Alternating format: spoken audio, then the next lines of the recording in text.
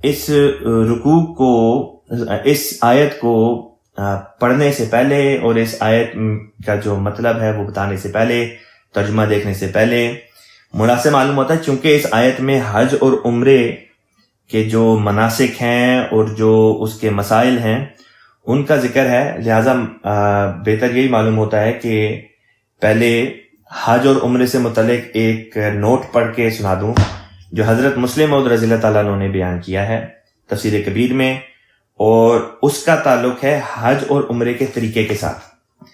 تو یہ اگر میں نوٹ پڑھ کے سنا دوں تو اس کے بعد جو یہ آیات آ رہی ہیں ان کا سمجھنا آپ کے لیے بہت آسان ہو جائے گا، اور مجھے فرداً ہر انفرادی طور پہ آیت کی اس طرح سے تفسیر کرنے کی ضرورت بھی پیش نہیں آئے گی۔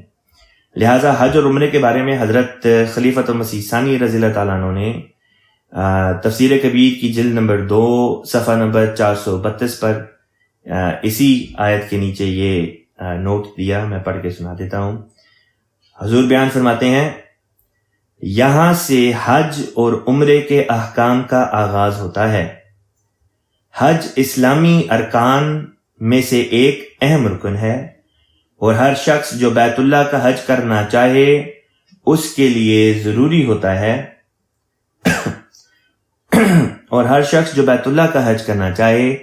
اس کے لیے ضروری ہوتا ہے کہ وہ میقات پر پہنچنے کے بعد احرام باندھ لے۔ میقات ان مقامات کو کہتے ہیں جہاں پہنچنے پر اسلامی ہدایات کے مطابق حاجیوں کو احرام باندھنا پڑتا ہے۔ مدینہ منورہ کی طرف سے آنے والوں کے لیے ذوالحلیفہ، شام کی طرف سے آنے والوں کے لیے جحفہ، عراق کی طرف سے آنے والوں کے لیے ذات عرق، نجد کی طرف سے آنے والوں کے لیے قرن منازل، اور یمن کی طرف سے آنے والوں کے لیے یلملم میقات مقرر ہیں۔ پاکستان سے جانے والوں کے لیے یلملم ہی میقات ہے، اور حاجیوں کو جہاز میں ہی احرام باندھنا پڑتا ہے۔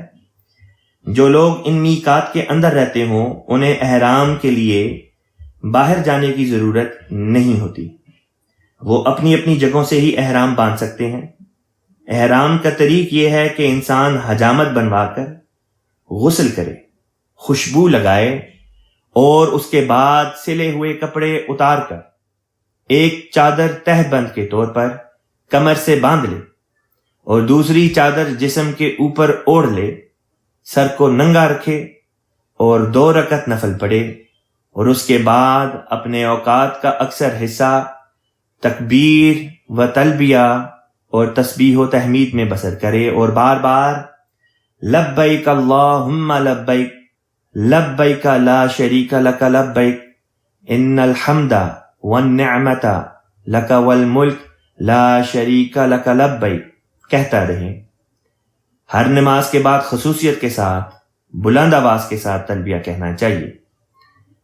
محرم کے لیے سلے ہوئے کپڑے یعنی قمیص، شلوار، پاجامہ یا کوٹ وغیرہ پہننا، سر کو ڈھانپنا، جرابیں پہننا، خوشبو لگانا، خوشبودار رنگوں سے رنگے ہوئے کپڑے پہننا، سر منڈوانا، ناخن اتارنا، جوئیں نکالنا یا ان کو مارنا، جنگل کے کسی جانور کا شکار کرنا، شکار کے جانور کو ذبح کرنا، کسی کو شکار کے لیے کہنا یا کسی شکاری کی مدد کرنا، شہوانی تعلقات قائم کرنا، شہوانی تعلقات سے مراد میاں بیوی کے تعلقات، یا شہوانی گفتگو کرنا، فحش کلامی کرنا یا فحش اشعار پڑھنا، فسق و فجور اور لڑائی جھگڑے میں حصہ لینا، یہ سب امور ناجائز ہوتے ہیں۔ البتہ محرم غسل کر سکتا ہے، کپڑے دھو سکتا ہے اور دریائی جانور کا شکار بھی کر سکتا ہے۔ محرم عورت کے لیے بھی ان ہدایات کی پابندی ضروری ہے، البتہ اسے بے سلے کپڑے پہننے کی ضرورت نہیں، اسے اپنا معمولی لباس یعنی قمیص، پاجامہ اور دوپٹہ ہی رکھنا چاہیے، البتہ وہ برقع نہیں اوڑھ سکتی۔ جب حاجی حدود حرم میں داخل ہو یعنی مکہ معظمہ اور اس کے ارد گرد کے علاقے میں جو حرم کہلاتا ہے، تو وہ آداب حرم کو ملحوظ رکھے، اور جب بیت اللہ پر پہلی مرتبہ نظر پڑے تو اللہ تعالیٰ کے حضور فوراً دعا کے لیے اپنے ہاتھ اٹھا دے، کیونکہ وہ قبولیت دعا کا خاص وقت ہوتا ہے۔ اس کے بعد جب بیت اللہ کے پاس پہنچے تو حجر اسود سے خانہ کعبہ کا 7 مرتبہ طواف کرے۔ طواف کرتے ہوئے اگر ممکن ہو تو ہر دفعہ حجر اسود کو بوسہ دینا چاہیے، اور اگر ممکن نہ ہو تو صرف ہاتھ سے اس کی طرف اشارہ کر دینا بھی کافی ہے۔ طواف سے فارغ ہونے کے بعد 2 رکعت نفل پڑھے اور پھر صفا اور مروہ کے درمیان 7 مرتبہ چکر لگائے۔ صفا سے مروہ تک ایک چکر شمار ہوگا اور مروہ سے صفا تک دوسرا۔ پھر مکہ معظمہ میں ٹھہر کر ایام حج کا انتظار کرے۔ جب ذوالحجہ کی 8ویں تاریخ ہو تو وہ مکہ سے منا چلا جائے اور وہاں 5 نمازیں پڑھے۔ پھر وہاں سے دوسری صبح نماز فجر ادا کرنے کے بعد عرفات کی طرف ایسے وقت میں چلے کہ وہاں بعد زوال داخل ہو، اور ظہر و عصر کی نمازیں وہاں جمع کر کے ادا کرے، اور سورج کے ڈوبتے تک عرفات میں ہی رہے اور دعاؤں اور عبادت میں اپنا وقت گزارے۔ اس کے بعد مزدلفہ مقام میں آئے، جہاں مغرب اور عشاء کی نمازیں جمع کر کے پڑھے اور وہاں رات بھر عبادت اور دعاؤں میں بسر کرے۔ فجر کی نماز ادا کرنے کے بعد سورج نکلنے سے پہلے مشعر الحرام پر جا کر دعا کرے، اور وہاں سے سورج نکلنے سے پہلے ہی روانہ ہو کر منا پہنچے اور وہاں جا کر جمرۃ العقبہ پر 7 کنکریاں مارے، اور ہر دفعہ کنکر پھینکنے کے ساتھ ساتھ تکبیر کہے۔ یہ جمرۃ العقبہ سے مراد وہ ستون ہیں جو نصب ادھر کیے گئے ہیں جن پہ انسان کنکر مارتا ہے۔ پھر فرمایا مگر یہ کام سورج نکلنے کے بعد کرے، یہاں سے فارغ ہو کر قربانی کرے، سر منڈوائے، اور پھر اسی دن شام تک یا اگلے دن مکہ مکرمہ جا کر خانہ کعبہ کا طواف کرے۔ افضل یہ ہے کہ اسی دن شام تک جا کر کعبہ کا طواف کر آئے، پھر دوسرے دن منا میں واپس آ جائے، اور بعد زوال جمرۃ الدنیا، جمرۃ الوسطیٰ اور جمرۃ العقبہ پر 7 پتھر مارے۔ اسی طرح تیسرے دن اور پھر چوتھے دن بھی جو ایام تشریق کہلاتے ہیں، یعنی 11ویں، 12ویں اور 13ویں ذوالحجہ کو 13ویں تاریخ کو منا سے واپس آ جائے اور بیت اللہ کا طواف الوداع کرے۔ جو شخص یہ تمام مناسک بجا لائے وہ فریضہ حج ادا کر لیتا ہے اور اللہ تعالیٰ کے حضور سرخرو ہو جاتا ہے۔ آخر پہ فرمایا عمرہ بھی یہی ہوتا ہے کہ اگر کوئی شخص حرم کے اندر رہنے والا ہو تو وہ حرم سے، اور اگر باہر کا ہو تو میقات سے احرام باندھے، خانہ کعبہ کا 7 مرتبہ طواف کرے، صفا اور مروہ کے درمیان سعی کرے، اور پھر حلق یا قصر کر دے، یعنی کہ سر منڈوا دے یا بال کاٹ لے، اور اگر قربانی کرنا چاہے تو قربانی بھی کر دے، لیکن عمرے میں قربانی لازمی نہیں ہوتی۔ حج اور عمرے میں یہ فرق ہے کہ عمرے کے لیے کسی خاص وقت یا مہینے کی قید نہیں، بلکہ وہ سال کے ہر حصے میں ہو سکتا ہے، جبکہ حج صرف شوال، ذوالقعدہ اور ذوالحجہ میں ہی کیا جا سکتا ہے۔ ترمذی میں حضرت جابر رضی اللہ تعالیٰ عنہ سے روایت ہے کہ ایک شخص نے رسول کریم صلی اللہ علیہ وسلم سے عمرے کے متعلق پوچھا کہ اواجبۃ، کیا عمرہ واجب ہے؟ رسول کریم صلی اللہ علیہ وسلم نے فرمایا لا وَإِن تَعْتَمِرُوا خَيْرٌ لَكُمْ، عمرہ واجب تو نہیں، لیکن اگر تم عمرہ کرو تو یہ تمہارے لیے بہتر ہے۔ یہ نوٹ پڑھ دینے کے بعد اب ان آیات کو ہم دیکھتے ہیں جن کا تعلق حج اور عمرے کے ان مخصوص احکام اور ان کے مسائل سے متعلق ہے۔ ہم جو آیت جس سے آج کا مضمون شروع کریں گے وہ ہے آیت نمبر 197۔ آیت نمبر 197 کو اللہ تعالیٰ نے اس طرح سے شروع فرمایا۔ اللہ تعالیٰ فرماتا ہے وَأَتِمُّ الْحَجَّ، وَأَتِمُّ کہتے ہیں تمام کرو، یعنی کہ پورا کرو، وَأَتِمُّ الْحَجَّ اور حج کو پورا کرو، وَالْعُمْرَةَ اور عمرے کو، للہ اللہ کے لیے، فَإِن پس اگر تم روک دیے جاؤ. یہ حسارہ سے نکلا اور حسارہ کا مطلب ہوتا ہے کسی کا محاصرہ کر لینا. فَإِنْ أُحْصِرْتُمْ اگر تمہارا محاصرہ کر دیا جائے یعنی کہ تم روک دیے جاؤ. فَمَسْتَيْسَرَ فما پس جو استیسرا میسر آئے من الہدی قربانی سے. مراد یہ ہے کہ اگر تم روک دیے جاؤ تو جو بھی قربانی میسر آئے کر دو. وَلَا تَحْلِقُوا رُؤُوسَكُمْ ولا اور نہیں تحلقو کہتے ہیں تم منڈواؤ. رؤوسکم اپنے سروں کو. منڈوانے سے مراد اس طرح پھروانا ہے. حتیٰ یہاں تک کہ یبلغ الہدی یبلغا کا مطلب ہوتا ہے پہنچ جائے. حتیٰ یبلغ یہاں تک کہ وہ پہنچ جائے. کیا پہنچے؟ الہدی قربانی. کدھر پہنچے؟ محلہ وہ جگہیں جو اس کی مقررہ جگہیں ہیں جہاں پہ اس کو قربان کیا جاتا ہے. جگہ بھی مراد ہوگی اور وہ وقت بھی مراد ہوگا جو قربانی کا وقت ہوتا ہے. پھر آگے فرمایا فمن کانا منکم مریدن فمن کانا پس جو کوئی تھا یا ہے منکم تم میں سے مریدن مریض بیمار او بھی ازن او یا بھی ازن اس کو ہے درد یا تکلیف من رأسی ہی کہتے ہیں اس کا سر. رأس سر رأسی ہی جب ہی یا ہو آخر پہ کسی لفظ کے لگائیں تو مراد ہوتی ہے اس مرد کا.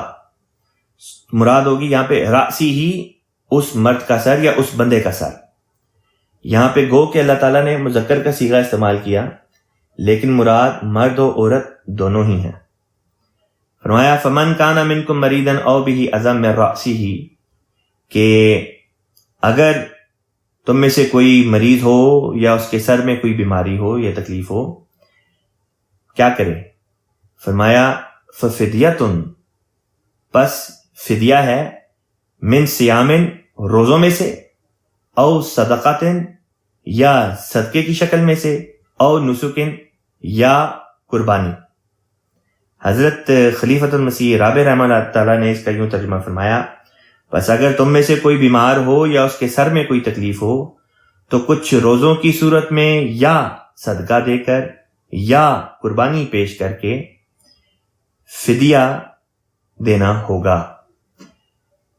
یہاں پہ جو بات ذہن نشین رکھنے والی ہے وہ یہ بات ہے کہ یہاں پہ 3 اللہ تعالیٰ نے فدیے کی شکلیں بتائی ہیں ایسے شخص کے لیے جو حالت احرام میں ہے, حج یا عمرہ بجا لا رہا ہے اور اس کے سر میں تکلیف آ گئی ہے, اور سر میں تکلیف آنے کی وجہ سے اب وہ جو ہے اپنی حالت احرام کے بعض جو احکام تھے وہ ان کو پورا نہیں کر پا رہا, جس کی وجہ سے اس کو یہ کہا گیا کہ اب وہ فدیہ دے.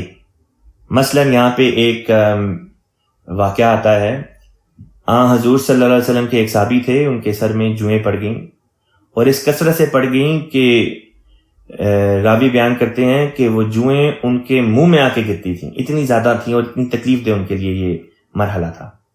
جب رسول پاک صلی اللہ علیہ وسلم نے ان کو اس تکلیف میں دیکھا تو آپ صلی اللہ علیہ وسلم نے فرمایا کہ آپ اپنا سر جو ہے وہ منڈوا دیں. حالانکہ سر منڈوایا حج کے آخر پہ جاتا ہے, حج یا عمرے کے آخر پہ سر منڈوانا ہوتا ہے. آپ صلی اللہ علیہ وسلم نے ان صحابی کو فرمایا کہ وہ اپنا سر منڈوا دیں کیونکہ وہ اس آیت کے ذیل میں آ جاتے ہیں, اور پھر فرمایا کہ یہ 3 چیزیں ہیں, ان میں سے آپ جس کیٹیگری میں آتے ہیں اس کے مطابق اپنی یہ فدیہ دے دیں. فرمایا کہ یا تو یہ روزے رکھ لیں, اور یہاں پہ روزے بھی جو تھے وہ معین کر کے بتا دیے کہ یہ روزے جو ہیں یہ در حقیقت کتنے بنتے ہیں. فرمایا کہ یا تو روزے رکھ دیں یا یہ کہ آپ صدقہ دے دیں. صدقے سے مراد یہاں پہ تھی کہ غربا کو کھانا کھلا دیں, یا یہ کہ آپ قربانی کر دیں. اس بارے میں جو روایت میں نے جس کا ذکر کیا تھا اس کے بارے میں حضرت مسلم موعود رضی اللہ تعالیٰ عنہ نے یہ بات بیان کی کہ یہاں پہ در حقیقت 3 مختلف قسم کے لوگوں کا ذکر ہے، ایک ہی شخص کا ذکر نہیں کہ چاہے تو وہ روزے رکھ لے، چاہے تو وہ صدقہ دے دے، یا چاہے تو وہ قربانی کر دے، بلکہ یہاں پہ 3 مختلف لوگوں کا ذکر ہے جو جن کی 3 ڈیفرنٹ کیٹیگریز بنتی ہیں۔ اگر کوئی غریب ہے تو وہ روزے رکھ لے، اگر کوئی غریب ہے تو وہ روزے رکھ لے، اگر کوئی متوسط درجے کا آدمی ہے یعنی کہ درمیانہ مڈل کلاس بندہ ہے تو وہ ضرورت مند کو کھانا کھلا دے، اور اگر امیر ہے تو قربانی دے دے۔ قرآن میں اس بات کی تخصیص نہیں کی گئی کہ کتنے لوگوں کو کھانا کھلانا ہے یا کتنے لوگوں کو وہ صدقہ وغیرہ دینا ہے یا کتنے روزے وغیرہ رکھنے ہیں، لیکن اس بات کی تعین جو ہے وہ رسول پاک صلی اللہ علیہ وسلم کے جو قول ہیں ان سے ہو جاتی ہے۔ لہذا ایک موقع پر رسول کریم صلی اللہ علیہ وسلم نے انہی صحابی کا اسی واقعے کا ذکر جو میں نے بھی پڑھ کے سنایا تھا، آپ نے فرمایا کہ یا 3 روزے رکھ لو یا 6 آدمیوں کو کھانا کھلا دو یا بکرے کی قربانی کر دو۔ بس اگر تو غریب انسان ہوگا تو اس کے لیے حکم ہوگا کہ وہ 3 روزے رکھ لے، اگر تو درمیانی متوسط درجے کا انسان ہے تو اس کے لیے حکم ہوگا کہ وہ 6 آدمیوں کو کھانا کھلا دے، اور اگر امیر انسان ہے تو اس کے لیے حکم ہوگا کہ پھر وہ بکرے کی قربانی کر دے۔ اب آگے چلتے ہیں۔ اللہ تعالیٰ نے بیان کیا فَإِذَا أَمِنْتُمْ، پس جب امنتم تم امن میں آ جاؤ یعنی کہ سکون کی حالت میں آ جاؤ، پھر کیا کرنا ہے؟ فرمایا فمن تمتع، پس جو تمتع فائدہ اٹھانا چاہے، بالعمرتی عمرے کے ساتھ، الی الحج حج کی طرف۔ یہاں پہ الی جس کا اپنا مطلب تو ہوتا ہے طرف، لیکن یہاں پہ طرف کے بجائے مع کے معنوں میں، مع کا مطلب ہوتا ہے ساتھ۔ مراد یہ ہے کہ عمرے کو حج کے ساتھ ملا کر جو ادا کرنا چاہے، فمستیسر من الہدی، پس جو قربانی اس کو میسر آئے وہ کر دے۔ یہاں پہ حج کی وہ قسم بیان کی جس میں اس کے ساتھ عمرے کو ملا کے ادا کیا جاتا ہے، گویا کہ وہ احرام باندھتا ہے اور اس کے ذریعے سے وہ پہلے عمرہ کرتا ہے، پھر اس کے بعد وہ حج بھی جو ہے وہ بجا لاتا ہے، اور آخر پر جا کر وہ اپنا احرام کھولتا ہے۔ فرمایا فمن لم یجد، فمن پس جو، لم یجد نہ پائے، یعنی کہ پس جو قربانی کا جانور نہ پائے، فصیام ثلاثۃ ایام، فصیام، یا یہاں پہ صرف قربانی کا جانور ہی نہیں بلکہ توفیق کا بھی ذکر ہے کہ جو ان باتوں کی توفیق نہ پائے، فصیام پس روزے رکھے، ثلاثۃ ایام 3 دن، ثلاثت کا مطلب ہوتا ہے 3، ایام دنوں، 3 دنوں کے روزے رکھے، فی الحج حج کے دوران 3 دن روزے رکھے، وسبعۃ اور 7 اذا رجعتم جب تم واپس لوٹو، یعنی کہ جب اپنے گھروں کو آ جاؤ تو 7 روزے گھر آ کے رکھنے ہیں اور 3 روزے حج کے دوران رکھنے ہیں، اس طرح پر یہ کل 10 روزے ہو جائیں گے۔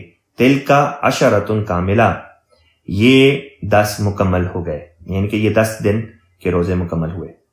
ذالکا، یہ یہاں پہ ذالکا سے مراد یہ اوامر ہیں، یہ احکام ہیں جن کا ذکر چل رہا ہے۔ ذالکا لمن لم یکن اہلہ، ذالکا یہ احکام، لمن اس کے لیے ہے جو، لم یکن نہیں رکھتا، اہلہ اپنے اہل یعنی اپنے گھر والے، حاضری کا مطلب ہوتا ہے قریب، المسجد الحرام مسجد حرام کے، مراد یہ ہے یہ اوامر اس کے لیے ہیں جس کے اہل خانہ مسجد حرام کے پاس رہائش پذیر نہ ہوں، یعنی کہ کوئی حرم میں نہیں رہتا، حرم سے باہر رہتا ہے، کسی اور ملک میں رہتا ہے، کسی اور صوبے میں رہتا ہے، کسی اور شہر میں رہتا ہے، ان کے لیے یہ احکامات اللہ تعالیٰ نے بیان کیے ہیں، اس کے لیے نہیں جو حرم ہی میں رہتا ہے۔ واتقوا اللہ، اور تقوی اختیار کرو اللہ تعالیٰ کا، وَاعْلَمُوا اور جان رکھو، ان اللہ شدید العقاب، ان اللہ یقیناً اللہ تعالیٰ ہے، شدید العقاب، شدید کہتے ہیں شدت والا، سخت، العقاب سزا بھی ہے اور گرفت بھی مراد ہے۔ اگلی آیت ہے آیت نمبر 198۔ اللہ تعالیٰ بیان فرماتا ہے الحج اشہر معلومات۔ الحج سے مراد ہے حج۔ اشہر شہر کی جمع، شہر کہتے ہیں مہینے کو، معلومات کہتے ہیں وہ باتیں جو سب کے علم میں پہلے سے ہوتی ہیں۔ فرمایا الحج اشہر معلومات، یعنی کہ حج چند معلوم مہینوں میں ہی ہوتا ہے۔ یہاں پہ یہ کہہ کے ہمیں سمجھا دیا کہ مسلمانوں کے علاوہ جو کفار تھے ان میں بھی جو حج رائج تھا وہ انہی مہینوں میں حج رائج تھا جن مہینوں میں مسلمانوں میں حج ہے۔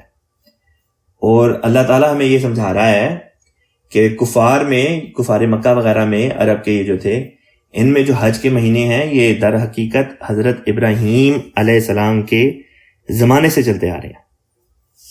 یعنی کہ اس معاملے میں کفار صحیح ہیں کہ وہ بھی وہی مہینوں میں حج کرتے آ رہے ہیں جن مہینوں میں ابراہیم علیہ السلام کے زمانے سے حج چلتا آ رہا ہے، اور انہی معلوم مہینوں میں مسلمان بھی حج کرتے ہیں۔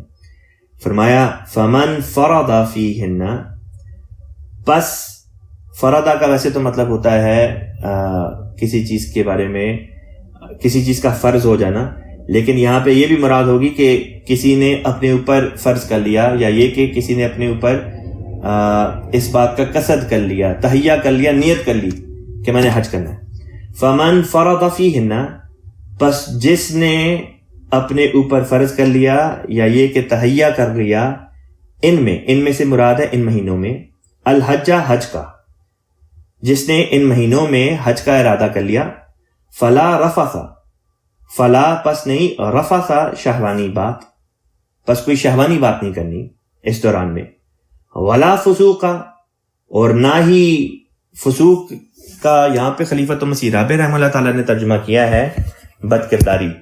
یہ لفظ جو ہے فسوق فسق سے نکلا ہے، فاسق بھی اسی لفظ سے جو ہے وہ مشتق ہے، اور اس کے اندر یہ معنی بھی پائے جاتے ہیں کہ اللہ اور حاکم کی نافرمانی کرنا۔ اللہ اور حاکم، جو بھی حاکم ہو، اس کی نافرمانی فسوق کے اندر داخل ہے۔ پھر فرمایا ولا جدالہ، اور نہ ہی جھگڑا یا لڑائی۔ جدال کا مطلب ہوتا ہے لڑائی جھگڑا۔ فی الحج، حج میں، بامحاورہ ترجمہ ہوگا حج چند معلوم مہینوں میں ہوتا ہے، پس جس نے ان مہینوں میں حج کا عزم کر لیا تو حج کے دوران کسی قسم کی شہوانی بات اور بد کرداری اور جھگڑا جائز نہیں ہوگا۔ وما تفعلوا من خیر، وما تفعلوا، وما اور جو تفعلوا تم کرتے ہو، من خیر نیکیوں میں سے، یعنی کہ جو بھی تم نیکی کرتے ہو، یعلمہ اللہ، اللہ اس کو جانتا ہے، یعنی کہ جو بھی تم نیک کام کرتے ہو یا نیک کام کرو گے تو اللہ اس کے بارے میں جانتا ہے۔ پھر فرمایا وَتَزَوَّدُوا، تزودو جو ہے یہ زاد سے نکلا ہے۔ زاد کہتے ہیں جب انسان کوئی سفر اختیار کرتا ہے تو اپنے ساتھ جو توشہ رکھ لیتا ہے یا اپنے ساتھ جو ضروری اشیاء رکھتا ہے سفر کے لیے، ان کو زاد کہتے ہیں۔ یعنی کہ اب یہاں پہ ذکر چل رہا تھا کہ تم حج کا سفر اختیار کرنے لگو تو کیا کرو؟ فرمایا تزودو، زاد راہ اختیار کر لو، زاد راہ جمع کر لو۔ فَإِنَّ، پھر لیکن ساتھ میں یہ بھی فرمایا کہ یہ یاد رکھو، فَإِنَّ پس یقیناً، خیر الزادی بہترین زاد راہ، بہترین سامان راستے کا، التقوی تقوی ہی ہے، خدا کا خوف ہی ہے۔ وَاتَّقُونِی، اور مجھ سے ڈرو، یا اولی الالباب، اے عقل رکھنے والوں۔ یہاں پہ حضرت مسیح موعود علیہ السلام نے ایک نقطہ بیان فرمایا۔ حضور فرماتے ہیں کہ دیکھو اس آیت میں جو یہ لکھا ہے تزودوا فإن خیر ذات تقوی، حضور نے اس سے یہ نقطہ اخذ فرمایا۔ حضور فرماتے ہیں یہاں پہ اللہ تعالیٰ نے فرمایا تزودوا، کہ زاد راہ اچھے سے اختیار کر لو۔ مراد یہ ہے کہ کافی زاد راہ لے لیا کرو تا گدھا گری سے بچو۔ اب یہ بہت ہی لطیف نقطہ حضور نے بیان فرمایا کہ جب اس قسم کا کوئی سفر اختیار کرنے لگو جو ذرا بڑا سفر ہوتا ہے، یا جون سا بھی جس قسم کا بھی سفر ہو، اس سفر کے مناسب حال زیادہ سامان جو ہو وہ اپنے پاس رکھ لو، جو مناسب ہو، کافی ہو تمہارے لیے اس سفر کے لیے، تا یہ نہ ہو کہ سفر کے دوران میں تمہاری یہ ضروری اشیاء جو ہیں وہ ختم ہو جائیں اور پھر تمہیں در بدر لوگوں کے آگے اپنا ہاتھ دراز کر کے بھیک مانگنے کی نوبت آ جائے۔ بس وہ لوگ جو سفر اختیار کرتے ہیں ان کو اس نصیحت سے، اس حکم سے بھی فائدہ اٹھانا چاہیے۔ اب آگے چلتے ہیں۔ اچھا، یہاں پہ یہ بھی بات بیان کر دی کہ اصل جو زاد راہ ہے وہ در حقیقت خدا تعالیٰ کا خوف اور تقویٰ ہی ہے۔ اگلی آیت میں اللہ تعالیٰ نے بیان کیا لیسا علیکم جناح، لیسا نہیں علیکم تم پر جناح گناہ، یعنی کہ تم پر کوئی گناہ نہیں، ان تبتغوا فضلا من ربکم، ان کے تبتغوا تم چاہو، فضلا فضل، من ربکم اپنے رب سے، تم پر کوئی گناہ نہیں کہ تم اپنے رب سے فضل چاہو۔ فَإِذَا پس جب افضتم کا مطلب ہوتا ہے تم لوٹتے ہو یا یہ کہ تم لوٹو۔ فَإِذَا افضتم پس جب تم لوٹو، کہاں سے لوٹو؟ فرمایا من عرفات، جب تم عرفات سے لوٹو، فَاذْكُرُوا اللَّهَ پس ذکر کرو اللہ تعالیٰ کا، اللہ تعالیٰ کو یاد کرو، عند المشعر الحرام، عندہ کا مطلب ہوتا ہے پاس، المشعر الحرام مشعر الحرام کے پاس، یعنی کہ مشعر حرام کے پاس جب پہنچو تو پھر خدا تعالیٰ کا کثرت سے ذکر کرو۔ وَاذْكُرُوهُ اور اس کو یاد کرو تم سب، کما ہداکم جس طرح اس نے تمہیں ہدایت دی، یعنی کہ اللہ تعالیٰ کو اس طرح سے یاد کرو جس طرح اس نے تمہیں ہدایت کی ہے، جس طرح اس نے تمہیں حکم دیا ہے، جن طریق کے بارے میں خدا تعالیٰ نے فرمایا ہے کہ ان طریق کے ذریعے سے اس کو یاد کرو، ان طریق کے ذریعے سے خدا تعالیٰ کو یاد کرو۔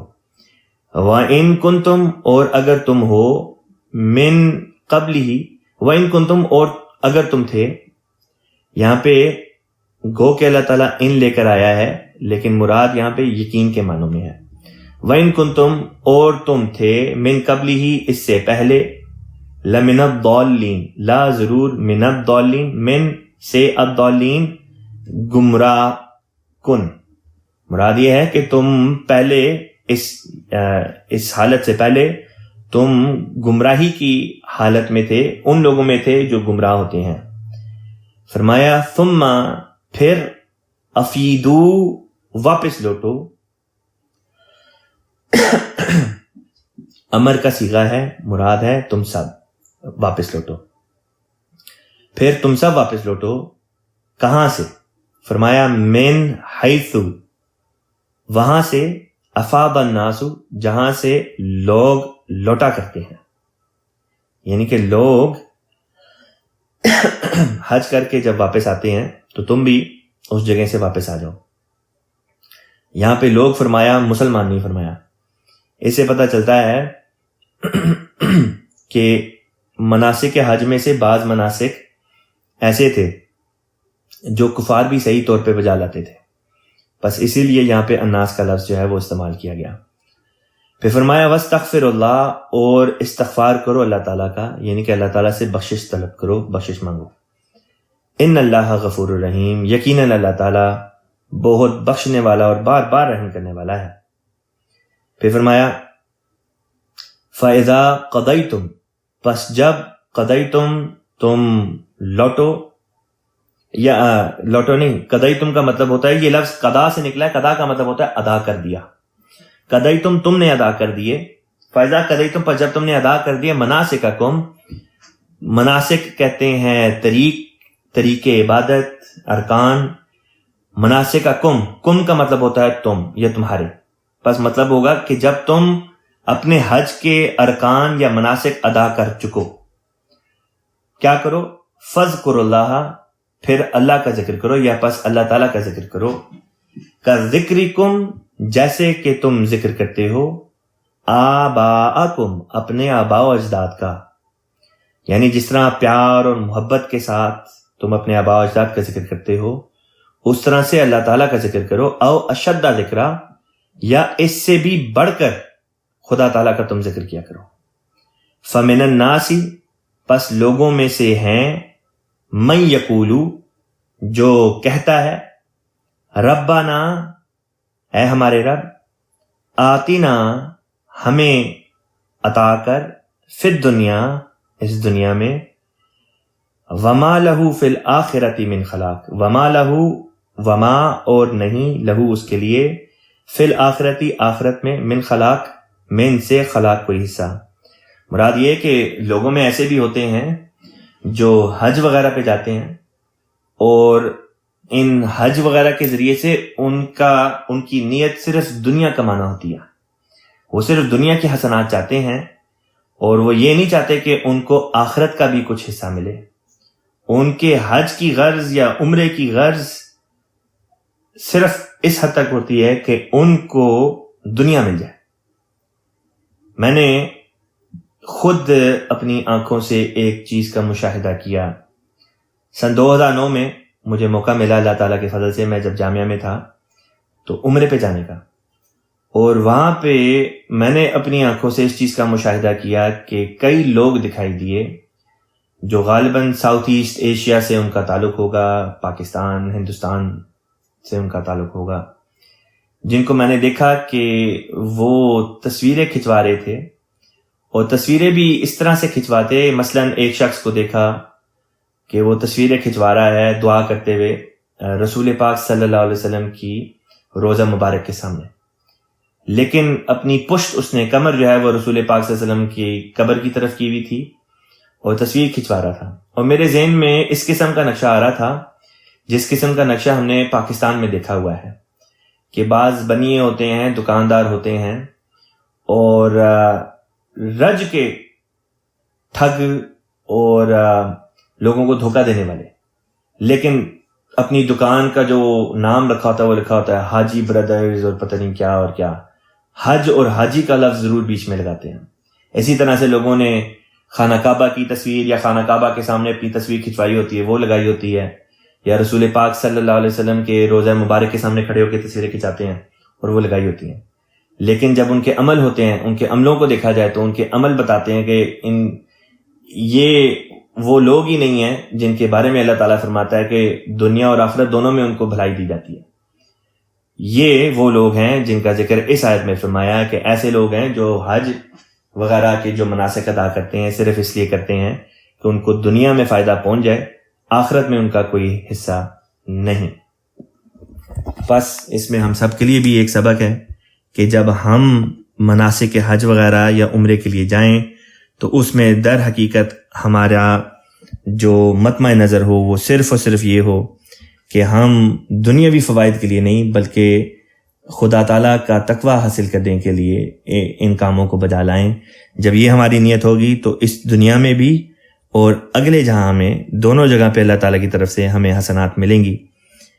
اللہ تعالیٰ آگے اگلی آیت میں بیان کرتا ہے وَمِنْهُمْ، اور ان میں سے ایسے بھی ہیں، من یقولو، جو کہتا ہے ربنا، اے ہمارے رب، آتینا، ہمیں عطا کر دے، فی الدنیا حسنتاً، دنیا میں حسنات یا دنیا میں بھلائی ہمیں عطا کر، وفی الآخرۃ حسنتاً، اور آخرت میں بھی حسنات، وقنا، اور بچا لے ہمیں، عذاب النار، آگ کے عذاب سے۔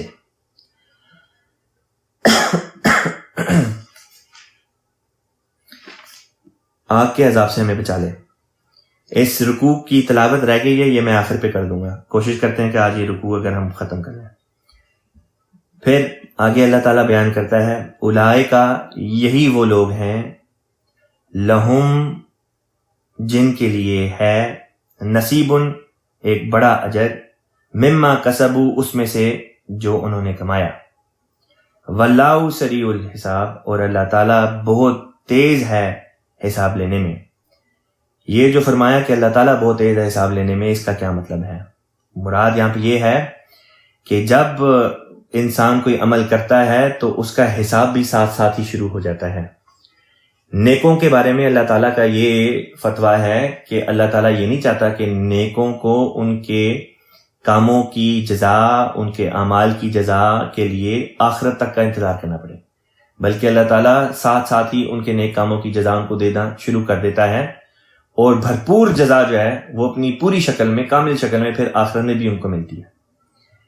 لہٰذا اسی کی طرف رسول پاک صلی اللہ علیہ وسلم کی ایک حدیث میں اشارہ ہے، آپ صلی اللہ علیہ وسلم نے فرمایا کہ جب ایک شخص نیک کام کرتا ہے تو اس کے دل پہ ایک سفید نقطہ لگا دیا جاتا ہے، اور جب وہ مزید نیکیاں کرتا چلا جاتا ہے تو وہ نقطے بڑھتے چلے جاتے ہیں، یہاں تک کہ اس کا پورا دل نورانی ہو جاتا ہے، سفید ہو جاتا ہے۔ فرمایا وہ جو بدی کرتا ہے، برا کام کرتا ہے، گناہ کرتا ہے، اس کے دل پہ ایک کالا یا ایک سیاہ نقطہ لگا دیا جاتا ہے، اور جیسے جیسے وہ بدی میں بڑھتا چلا جاتا ہے ویسے ویسے نقطے بڑھتے چلے جاتے ہیں، یہاں تک کہ پورا دل اس کا سیاہ ہو جاتا ہے۔ تو یہ بھی وہ حساب ہے جس کا ذکر اللہ نے کیا کہ سریع الحساب، کہ وہ حساب لینے میں تیز ہے۔ پھر آگے فرمایا وَاذْكُرُوا اللَّهَ فِي أَيَّامٍ مَّعْدُودَاتٍ۔ ایک نقطہ بیان کرنے سے رہ گیا تھا جو چند آیات پہلے گزرا ہے، جس کا تعلق تھا الحج و اشہر معلومات، کہ حج جو ہے وہ گنتی کے یا معلوم مہینوں میں ہوتا ہے۔ یہاں پہ بعض لوگوں کے ذہن میں شاید یہ خیال ہے کہ کیا اس سے یہ مراد ہے کہ حج کا مہینہ تو ذوالحجہ ہے، تو یہ جو 2 اور مہینے ہیں جن کا یہاں پہ ذکر کیا گیا، شوال اور ذیقعدہ، تو کیا ان مہینوں میں حج سے کیا مطلب ہے کہ ان مہینوں میں بھی حج ہوتا ہے؟ کیا ذیقعدہ میں بھی حج ہوتا ہے، یا یہ کہ کیا شوال میں بھی حج ہوتا ہے؟ بات یہ ہے کہ حج کا سفر اختیار کرنا کوئی عام سفر نہیں ہوا کرتا تھا، اب بھی نہیں ہے کئی ممالک کے لوگوں کے لیے، اور اس کی تیاری میں اور سفر میں بعض دفعہ 1 یا 2 یا 3 مہینے لگ جایا کرتے تھے۔ تو جب انسان سفر اختیار کرتا ہے حج کے لیے تو وہیں سے اس کا حج شروع ہو جاتا ہے۔ تو مراد بھی یہی تھی کہ یہ 3 ماہ ہیں، ان میں انسان کو حج کی تیاری کرنی چاہیے۔ مثلا اب وہ لوگ ہم میں سے جو امریکہ سے یا کینیڈا سے یا برطانیہ سے یا ان مغربی ممالک سے کہیں سے سفر اختیار کر کے حج کے لیے جاتے ہیں، تو ہمیں حج کے سفر کے لیے 3 مہینے نہیں لگتے۔ آج کل کے دنوں میں ہوائی جہاز کا سفر ہوتا ہے، چند گھنٹوں میں ہم پہنچ جاتے ہیں، ہمارے لیے 3 مہینے نہیں لگتے، لیکن حج کے لیے روحانی طور پہ تیاری کرنے کے لیے ہمیں کم از کم 3 مہینے لگانے چاہیے۔ اپنے اعمال کو درست کرے انسان، جن باتوں سے خدا تعالیٰ نے روکا ہے، مثلا فلا جو فرمایا تھا کہ فلا رفثا، کہ کوئی فوش کلامی نہ ہو، ولا فسوقا، فسق نہ ہو، ولا جدال، اور لڑائی جھگڑا نہ ہو، ان ساری حالتوں سے انسان اپنے آپ کو پاک و صاف کرے، 3 مہینے لگائے، جب اپنے آپ کو اس قابل بنائے تو پھر جائے حج کے اوپر۔ وہاں پہ مراد یہ تھی کہ حج کے لیے جب آپ نے تہیہ کر لیا ہے تو ان 3 مہینوں کو حج کی تیاری کے لیے استعمال کیا جائے، اور پھر جب حج کے ایام ہو تو وہاں پہ پہنچ کے پھر حج کے جو مناسک ہیں ان کو ادا کیا جائے۔ یہ بھی مراد ہے کہ حج کے آخری جو مناسک ہیں، آخری سٹیپس ہیں، وہ ذوالحجہ میں ہوتے ہیں۔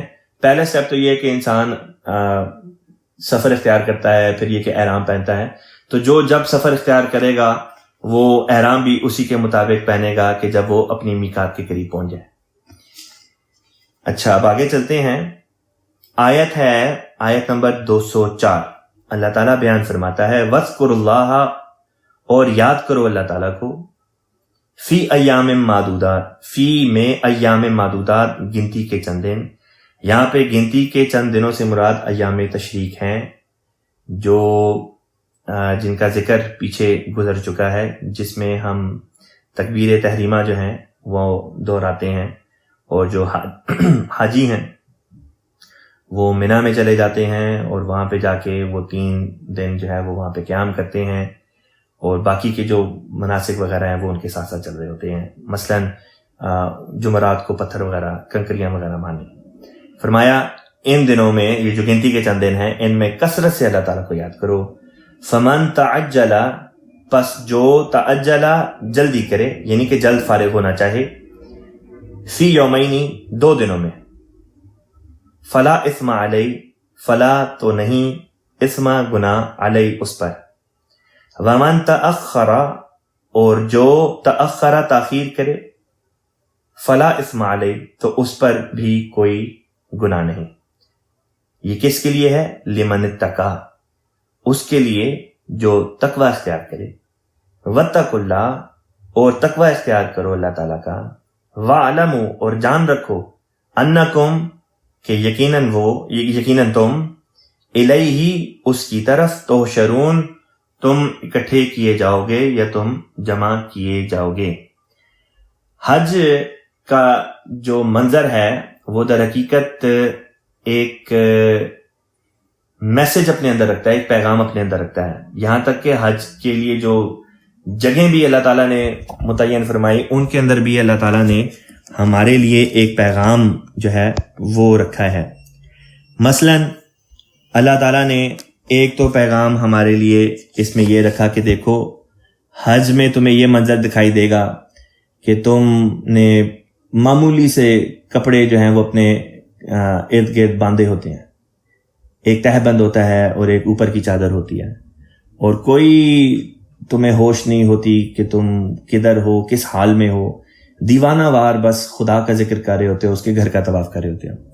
فرمایا یہ اسی قسم کا منظر ہے جو آخرت میں پیش آنے والا ہے روز محشر میں. پھر اسی طریقے سے حج کی جو یہ مختلف جگہیں ہیں، مثلا عرفات کا مقام ہے، مزدلفہ کا مقام ہے، اسی طریقے سے بیت اللہ خود ہے. ان سب جگہوں کے ناموں میں بھی اللہ تعالیٰ نے فرمایا کہ تمہارے لیے ایک پیغام ہے. مثلا یہ کہ جو عرفات کے مقام پہ جاتا ہے تو اس کے اس میں اس کو یہ سبق دیا کہ عرفات کا لفظ کیا ہے. عرفات کہتے ہیں کہ جو علم کہ جس کو عرفان حاصل ہو جائے خدا کا. ہم حج پہ کیوں جاتے ہیں؟ خدا کا تقوی حاصل کرنے کے لیے، خدا تعالیٰ کے قریب، خدا کا قرب حاصل کرنے کے لیے، اس لیے جاتے ہیں. مزدلفہ جب پہنچتے ہیں تو مزدلفہ کا مطلب ہوتا ہے وہ جگہ جہاں انسان قریب ہو گیا. مثلا مراد یہاں پہ یہ تھی کہ جس مقصد کے لیے نکلے تھے اب تم اس مقصد کے قریب ہو گئے. تو یہ اس طرح سے جو جگہیں ہیں حج کے تعلق میں، خود ان جگہوں کے اندر ان کے ناموں میں بھی اللہ تعالیٰ نے ہمارے لیے یہ باتیں رکھ چھوڑی ہیں. منا ہے، منا کا مطلب ہوتا ہے آرزو، کہ حج پہ جانے والا یہ آرزو کرتا ہے کہ وہ خدا سے ملے. مزدلفہ کے بارے میں حضرت خلیفہ ثانی لکھتے ہیں کہ اس کا معنی ہے قریب ہو جانے کے. مراد یہ ہے، اس میں اشارہ یہ ہے کہ انسان اب اپنے مقصد کے قریب ہو گیا، جو آرزو اس نے کی تھی اس کے پانے کے قریب ہو گیا. اور عرفات کا مطلب ہے پہچاننا. پس مراد یہ ہے کہ اب وہ اس مقام پہ پہنچ گئے جہاں پہنچ کے اس کو عرفان حاصل ہو گیا. پھر یہ کہ جو انسان نے کپڑے اوڑے ہوتے ہیں احرام کی حالت میں، وہ کفن کی طرح ہوتے ہیں، گویا کہ اس کو موت کی یاد دلا رہے ہوتے ہیں. پس پورے کا پورا حج در حقیقت انسان کو اس بات کے لیے تیار کرتا ہے کہ وہ مر کے بہرحال اس نے ایک دن خدا تعالیٰ کے حضور پیش ہونا ہے. پس یہ تیاری ہے جو حج کے ذریعے سے ہر انسان کی ہونی چاہیے. جو انسان خدا تعالیٰ کو اس طرح سے ایکسپیرینس کرتا ہے حج کے ذریعے سے، وہ جب واپس لوٹتا ہے تو خدا کا تقوی سیکھ کر واپس لوٹتا ہے. رفث، فسوق، جدال، ان چیزوں کو تو پیچھے چھوڑ آیا تھا جب حج کے لیے چلا. اب جب واپس جائے گا تو وہ جس کا حج دنیا اور آخرت کی حسنات کے لیے تھا، وہ واپس ان چیزوں میں نہیں پڑے گا، ان برائیوں میں نہیں پڑے گا. لیکن وہ شخص جس کا ذکر آیت نمبر 201 میں تھا کہ جو خود اپنے رب سے دعا کرتا ہے اللہ تعالیٰ مجھے دنیا کی حسنات دے دے، صرف دنیا خدا تعالیٰ سے طلب کرتا ہے حج کے ذریعے سے بھی، یہ وہ لوگ ہیں کہ جب حج کر کے واپس بھی جاتے ہیں تو واپس جاتے ساتھ ہی پھر انہی بدیوں میں واپس ڈوب جاتے ہیں.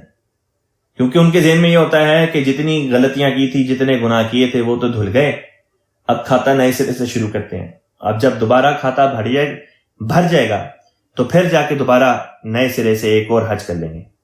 ایسے لوگوں کا حج قبول نہیں ہوتا. خلیفۃ مسیح رابع رحمہ اللہ تعالیٰ فرماتے ہیں ایسے لوگوں کا حج قبول نہیں ہوتا. اگلی آیت میں فرمایا وَمِنَ النَّاسِ، اور لوگوں میں سے ایسے بھی ہیں، مَن يُعْجِبُكَ، من جو يُعْجِبُكَ تجھے پسند آتا ہے، قَوْلُهُ اس کی بات. یعنی کہ لوگوں میں ایسے بھی ہیں کہ جس کی بات تجھے پسند آئے، فی الحیات الدنیا، اس دنیا کی زندگی کے بارے میں، دنیا کے امور کے بارے میں.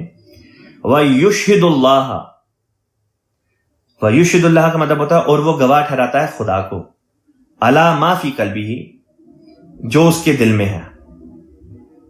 وَهُوَ أَلَدُّ الْخِصَامِ، وَهُوَ حالانکہ وہ، أَلَدُّ الْخِصَامِ، الد کہتے ہیں بہت زیادہ بگڑا، بہت زیادہ، الخصام جھگڑالو. بامحاورہ ترجمہ ہے، اور لوگوں میں سے ایسا بھی ہے جس کی دنیاوی زندگی کے متعلق بات تجھے پسند آتی ہے، جبکہ وہ اس پر اللہ کو گواہ ٹھہراتا ہے جو اس کے دل میں ہے، حالانکہ وہ شخص سخت جھگڑالو ہوتا ہے۔ ایسے لوگ ہوتے ہیں جو بظاہر لوگوں کے سامنے یہی دکھاتے ہیں کہ وہ بڑے متقی ہیں، وہ دکھاتے ہیں کہ گویا جیسے بات بات پہ خدا تعالیٰ کی قسم کھا لیتے ہیں، کہتے ہیں کہ خدا اس بات پر شاہد ناطق ہے، حالانکہ خدا ان کی دل کی کیفیت سے واقف ہوتا ہے کہ یہ لوگ در حقیقت جھوٹ بول رہے ہوتے ہیں، یہ جھگڑالو ہوتے ہیں۔ فرمایا وَإِذَا تَوَلَّا، اور جب تولا کا ویسے تو مطلب ہوتا ہے پھرنا، لیکن یہ لفظ چونکہ ولی کے لفظ سے نکلا ہے، اس کے اندر اور بھی کئی مطلب پائے جاتے ہیں۔ ایک مطلب اس کا دوست بھی ہے، ایک مطلب اس کا حکمران یا طاقت کا ملنا بھی ہے۔ بس یہاں پہ یہ طاقت کے ملنے کے معنوں میں ہے یا حکمران کے معنوں میں ہے۔ وَإِذَا تَوَلَّا، اور جب تولا وہ حاکم ہو جائے یا اس کو کوئی اختیار مل جائے۔ سعا کا مطلب ہوتا ہے دوڑتا پھرتا ہے، فی الارض زمین پہ، لیفسد فیہا تاکہ وہ فساد کرے اس میں، ویہلک الحرث ویہلک اور وہ ہلاک کرے الحرث کھیتیوں کو، کھیتی مراد یعنی کہ فصلیں، والنسل اور نسل کو، واللہ لا یحب الفساد اور اللہ تعالی فساد کرنے والوں کو ہرگز پسند نہیں کرتا، اللہ تعالیٰ فساد کرنے والوں کو پیار نہیں کرتا۔ یہاں پہ اسی شخص کا ذکر ہے کہ جو لوگوں کے سامنے نیک بنا پھرتا ہے لیکن دل میں اس کے جو باتیں ہیں وہ ثابت کرتی ہیں کہ یہ سخت جھگڑالو ہے۔ اس کے بارے میں حضرت خلیفہ ثانی رضی اللہ تعالیٰ عنہ نے تفصیل کبیر میں بات بیان کی۔ حضور فرماتے ہیں کہ اس قسم کے جو لوگ ہوتے ہیں وہ اپنا حق لینے کے لیے لوگوں کے اوپر چڑھائی کرنے کو دوڑ پڑتے ہیں، لیکن اگر کسی کو حق دینا ہو یا کچھ اپنا حق چھوڑنا پڑے تو ہیلے بہانے تلاش کرتے ہیں، یعنی کہ اپنا حق لینے کے لیے لوگوں سے لڑنے جھگڑنے کو بھی تیار ہوں گے، اور دوسروں کا حق جب دینے کی باری آئے تو اس وقت بہانے تلاش کرنے لگ جاتے ہیں۔ فرمایا وَإِذَا، اور جب قیلا کہا جائے یا کہا گیا لہو اس سے، اور جب کہا جائے اس سے کیا کہا جائے، اتق اللہ، اللہ کا تقوی اختیار کر، اللہ سے ڈر۔ اس وقت کیا ہوتا ہے جب ایسے شخص کو کہا جاتا ہے کہ خدا کا خوف اختیار کرو۔ اخذتہ العزت، اخذت پکڑ لیا، ہو اسے، العزت عزت نے، یعنی کہ اس کے نفس کی عزت نے، اس کی انانیت نے، اس کی انا نے اس کو پکڑ لیا، بالاثم گناہ پر، فحسبہ جہنم، پس اس کے لیے کافی ہے جہنم۔ مراد یہ ہے کہ جب اسے کہا جاتا ہے کہ اللہ کا تقوی اختیار کر تو اسے اس کی عزت یعنی کہ انا گناہ پر قائم رکھتی ہے، پس جہنم کافی ہے اس کے لیے اور وہ بہت ہی برا ٹھکانہ ہے۔ وَمِنَ النَّاسِ، اور لوگوں میں سے ایسے بھی ہیں، مَن یشری، جو بیچ ڈالتا ہے، یشری بیچ ڈالتا ہے، نفسہ اپنے نفس کو، ابتغاء کا مطلب ہوتا ہے چاہنا، مرضات اللہ، مرضات کہتے ہیں رضا کو، خدا کی رضا حاصل کرنے کے لیے اپنے نفس تک کو بیچ ڈالتا ہے۔ مراد یہ کہ اپنے نفس پر، اپنے نفس کی قربانی کرتا ہے اور اس طرح پر اپنے آپ کو خدا کی رضا کے مطابق ڈھالنے کی کوشش کرتا ہے۔ ایسا شخص اچھا ہوگا کہ برا؟ فرمایا واللہ رؤوف بالعباد، جو ایسے لوگ ہوتے ہیں ان کے لیے فرمایا واللہ، اور اللہ تعالیٰ ہے، رؤوف بہت مہربان، بہت مہربانی کرنے والا، بالعباد اپنے بندوں پہ، بالعباد بندوں کے ساتھ۔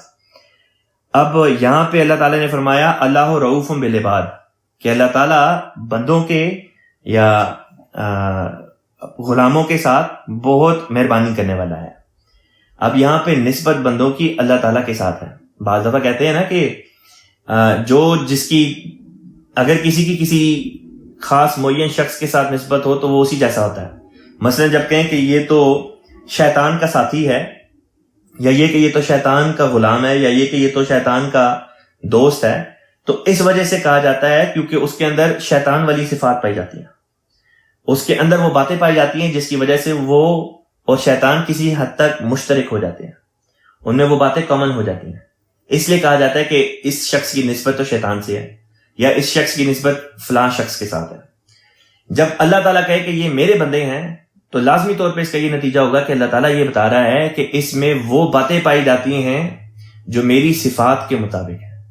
دیکھیں ایک اور آیت میں اللہ تعالیٰ نے فرمایا فطرت اللہ التی فطر الناس علیہا، کہ فطرت خدا ہی کی ہے جس پر اللہ تعالیٰ نے انسانوں کو پیدا کیا. بس جو مزید اس فطرت کو نکھاریں گے وہ خدا کے بندے بنتے چلے جائیں گے، اور جو اس فطرت صحیحہ کو مسخ کر دیں گے بدیوں کا ارتکاب کر کے، گناہوں کے پیچھے پڑ کے، شیطان کے پیچھے پڑ کے، وہ خدا کے بندے نہیں، وہ پھر شیطان کے بندے ہو جائیں گے. بس یہ یہاں پہ اللہ تعالیٰ نے اس آیت میں سبق دیا واللہ رؤوف بالعباد، اور اللہ تعالیٰ اپنے بندوں پر بہت مہربانی کرنے والا ہے. یا ایھا الذین آمنوا، اے وہ لوگوں جو ایمان لائے ہو، ادخلوا فی السلم، ادخلوا کا مطلب ہوتا ہے داخل ہو جاؤ. یہ الف کے اوپر یہاں پہ ادخلوا میں پیش یا دمہ نہیں ہے. میں پیش یا دمہ اس لیے پڑھ رہا ہوں کیونکہ میں الگ الگ الفاظ پڑھ رہا ہوں، لیکن جب قرآن میں پڑھیں گے تو اس کو پچھلے لفظ کے ساتھ ملا کے پڑھیں گے اور لفظ ہوگا آمنوا ادخلوا. آمنوا ادخلوا فی السلم، داخل ہو جاؤ تم سب کے سب، فی السلم، فی میں السلم، سلم کہتے ہیں اطاعت، اسلام کو بھی اطاعت ہی کہتے ہیں. پس یہاں پہ مراد اطاعت بھی ہے اور اسلام بھی ہے، کہ اسلام کے دائرے میں داخل ہو جاؤ یا یہ کہ اطاعت کے اس میں داخل ہو جاؤ دائرے میں. کافتن، سب کے سب. کافتن عربی کا لفظ کفتن، یہ اس سے نکلا ہے، اور کفتہ کا مطلب عربی زبان میں ہوتا ہے کسی چیز کا کنارہ. مراد یہ ہے کہ تم اطاعت میں اس طرح سے داخل ہو جاؤ کہ گویا اطاعت کی آخری حد تک پہنچ جاؤ. یعنی کہ اطاعت کا جو اس طرح سے مثال لے لیں کہ تمہاری اطاعت اس پانی کی طرح ہو کہ جس کو اگر کسی گلاس میں ڈالا جائے تو وہ گلاس کے لبالب تک پہنچ جائے، اس کے اوپر تک کے حصے تک پہنچ جائے اور بھر جائے اس سے. بس یہ مراد ہے یہاں پہ خدا تعالیٰ کی اطاعت میں داخل ہونے کی، کہ کامل طور پر، مکمل طور پر خدا کی اطاعت میں داخل ہو جاؤ. ولا تتبعوا، اور اتباع نہ کرو، پیروی نہ کرو، خطوات الشیطان، شیطان کے قدموں کی. انہ، یقیناً وہ ہے، لکم تمہارے لیے، عدو مبین، کھلا کھلا دشمن. فَإِن، پس اگر، زللتم، تم پھسل گئے. زللتم کا مطلب ہے تم پھسلے. فَإِن زللتم، پس اگر تم پھسلے، من بعد ما، بعد اس کے جو، جاءتکم، تمہارے پاس آئی، البینات، کھلے کھلے نشان. فَاعْلَمُوا، پس جان رکھو، ان اللہ، یقیناً اللہ تعالیٰ ہے، عزیز الحکیم، عزیز کہتے ہیں کامل غلبے والا، حکیم کہتے ہیں صاحب حکمت. اس آیت میں اللہ تعالیٰ نے ہمیں یہ سمجھایا ہے کہ دیکھو خدا کے اتنے نشانات کو دیکھنے کے بعد بھی اگر تم پھسل گئے تو پھر یہ یاد رکھنا کہ وہ طاقت رکھتا ہے، وہ پھر سزا دینے پہ بھی قادر ہے، وہ کامل غلبے والا ہے. دیکھیں جو ساتھ میں اللہ تعالیٰ نے اپنی صفت حکیم بھی بیان کر دی، حکمت والا. حکمت کا مطلب، حکیم کا ایک تو مطلب ہوتا ہے حکمت والا، دانائی والا، اور ایک اس کا مطلب ہوتا ہے ڈاکٹر. تو فرمایا ڈاکٹر جو ہوتا ہے وہ کبھی کڑوی دوا کے ذریعے سے علاج کرتا ہے اور کبھی میٹھی دوا کے ذریعے سے علاج کرتا ہے. تو سمجھایا دیکھو تم اپنے آپ کو اس طرح کا نہ بناؤ کہ تمہیں کڑوی دوا یعنی سزا کے ذریعے سے پھر تمہارا علاج کیا جائے. حل ینظرون، یہ آخری آیت ہے، یہاں پہ پھر کلاس کو ختم کریں گے. حل ینظرون، کیا وہ منتظر ہیں، کیا وہ دیکھ رہے ہیں، انتظار کر رہے ہیں، الا، سوائے، ان کے، یاتیہم اللہ، اللہ آ جائے ان کے پاس، فی ظلل، ظلل کہتے ہیں سایوں میں، ذل کی جمع ہے ظلل. کیا وہ اس بات کا انتظار کر رہے ہیں کہ اللہ سایوں میں آ جائے، من الغمامی، بادلوں کے سائے میں، من سے الغمام بادلوں، والملائکۃ، اور ملائکہ یعنی فرشتے، وقضی الامر، اور فیصلہ کر دیا جائے یا معاملہ نپٹا دیا جائے، وإلی اللہ ترجع الامور، اور اللہ ہی کی طرف تمام امور لوٹائے جاتے ہیں. یہاں پہ اللہ تعالیٰ کے فضل سے یہ رکوع ختم ہوتا ہے. نصف ہم گزر چکے ہیں دوسرے پارے کا بھی. چونکہ اس رکوع کی تلاوت رہ گئی تھی، میں جلدی سے تلاوت کر دیتا ہوں اور وہاں پہ کلاس کو ہم ختم کرتے ہیں. باقی کا مضمون انشاءاللہ کل آئے گا. تلاوت میں کر دیتا ہوں. اعوذ باللہ من الشیطان الرجیم، بسم اللہ الرحمن الرحیم. الحج اشہر معلومات، فمن فرض فیہن الحج فلا رفث ولا فسوق ولا جدال فی الحج، وما تفعلوا من خير يعلمه الله وتزودوا فإن خير الزاد التقوى واتقوني يا أولي الألباب ليس عليكم جناح أن تبتغوا فضلا من ربكم فإذا أفضتم من عرفات فاذكروا الله عند المشعر الحرام واذكروه كما هداكم وإن كنتم من قبله لمن الضالين ثم أفيضوا من حيث أفاض الناس واستغفروا الله إن الله غفور رحيم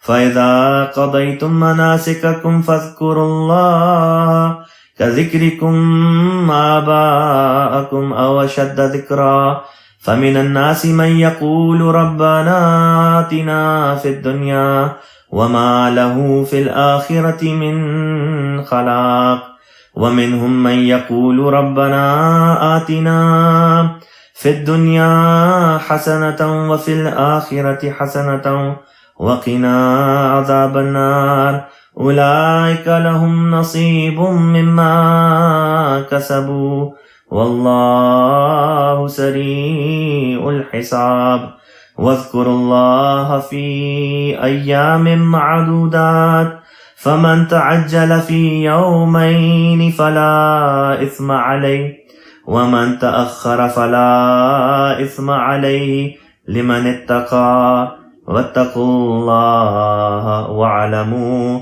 أنكم إليه تحشرون ومن الناس من يعجبك قوله في الحياة الدنيا ويشهد الله على ما في قلبه وهو ألد الخصام وإذا تولى سعى في الأرض ليفسد فيها ويهلك الحرث والنسل والله لا يحب الفساد وإذا قيل له اتق الله أخذته العزة بالإثم فحسبه جهنم ولبئس المهاد ومن الناس من يشري نفسه ابتغاء مرضات الله والله رؤوف بالعباد يا أيها الذين آمنوا ادخلوا في السلم كافة ولا تتبعوا خطوات الشيطان إنه لكم عدو مبين